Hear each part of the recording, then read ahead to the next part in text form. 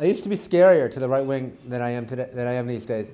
I did a book tour a few years ago where everywhere I went, somebody would call up the bookstore and say that I was sick and had to cancel. And when I was doing a bookstore in LA, they called C-SPAN to cancel. And C-SPAN called me and said, you know, we're sorry you're sick. And I said, well, I'm not sick. And so the event went on, but somebody killed all the electricity in the store while I was speaking. And it was one of those stores, I don't want to disparage hippies or anything, but it was one of those stores where like nobody knew where the fuse box was. So I had to hold the audience for 45 minutes while they, you know, while they found out how to get the electricity back on. And I don't have 45 minutes worth of, you know, clean jokes.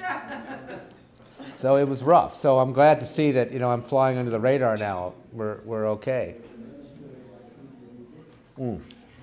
So far. So thank you for coming. So I wrote this book. It's called Kabuki Democracy, The System versus Barack Obama. I thought, you know, originally when I thought if I gave a talk about this book in Washington, I might have to come and explain that, no, I don't think that Obama lurched too far to the left and had to be brought back to the right, and that's the narrative that, sorry, it's a little noisy.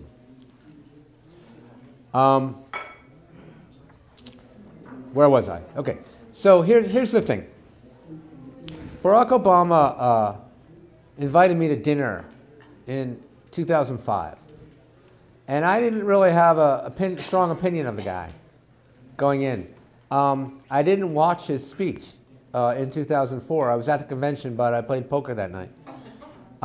Because I never watched the keynote speech of a convention, because it's either great and you are depressed that that guy's not the nominee, like I would have been had I watched that speech the year that Kerry was the nominee, or it's boring the way it was when Bill Clinton gave it, and why would you need to watch that? So it doesn't matter that night at a convention. You're at a convention, you might as well have fun. So I didn't see it that night. And so I went in and had dinner with him, completely cold. I had heard a few, you know, nice things about him, but nothing specific.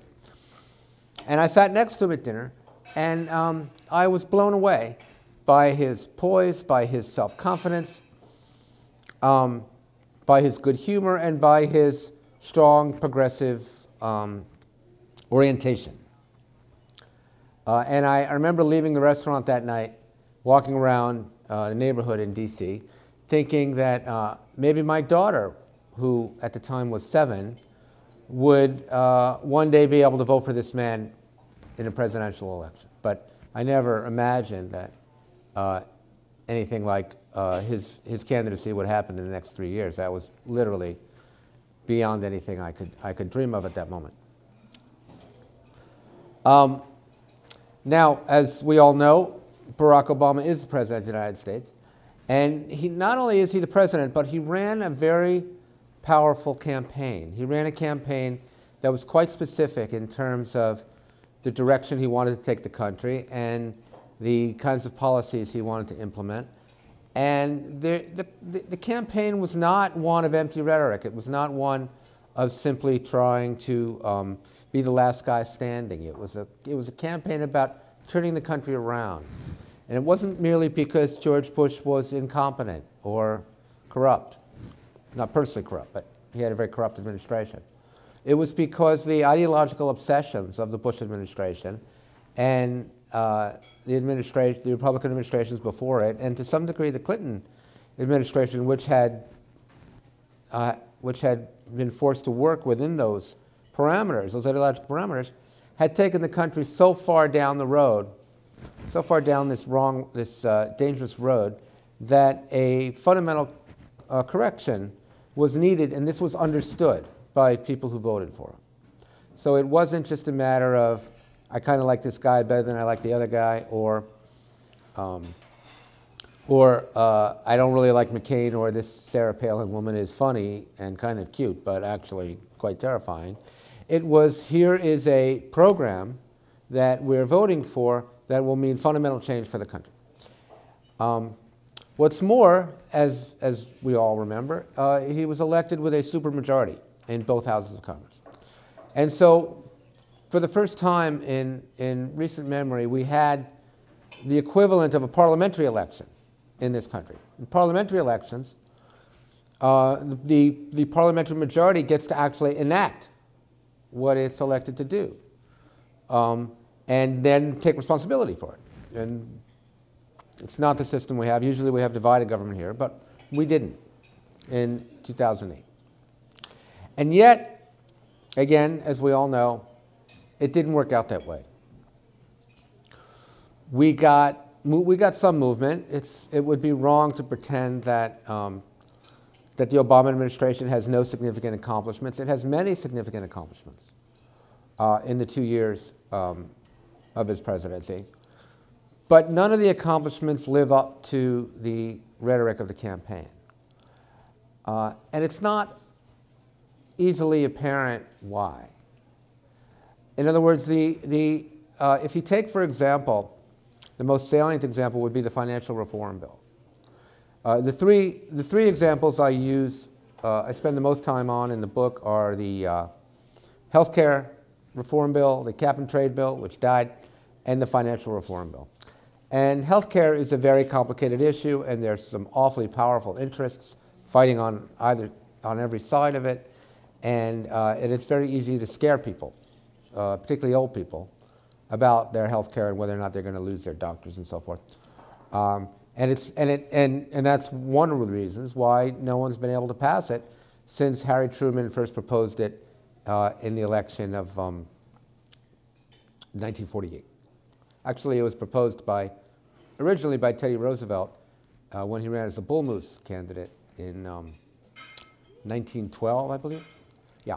But the first major party candidate to propose it was Harry Truman, and no Democrat has made much progress with it until Barack Obama.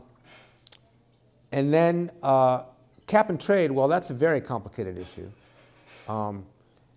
It's complicated because people living today are being asked to make sacrifices for posterity.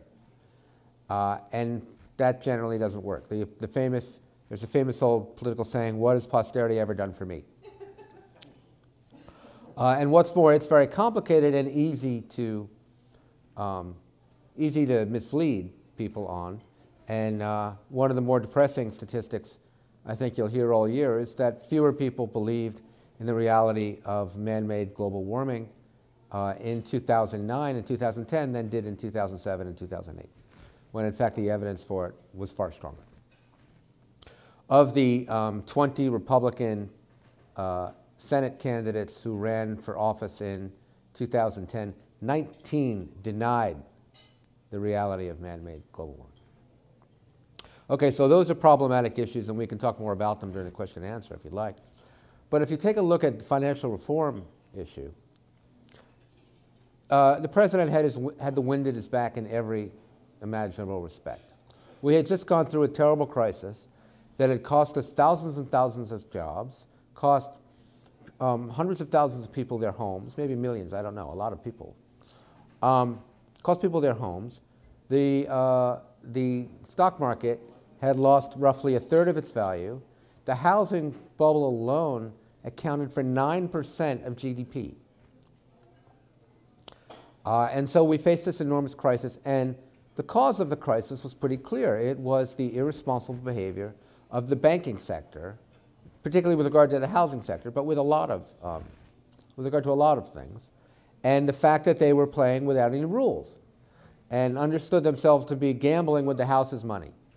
And when you gamble with the house's money, you gamble. You know, it's fun. You don't have to worry about losing. Well, not only were the culprits clear and the country understood who they were, but the remedies were also rather clear. And remedies like breaking up the big banks, capping executive pay, making sure that they didn't use their own money when they gambled and mix it up with the money that they were holding for people who deposited it. These were very simple things relatively to understand.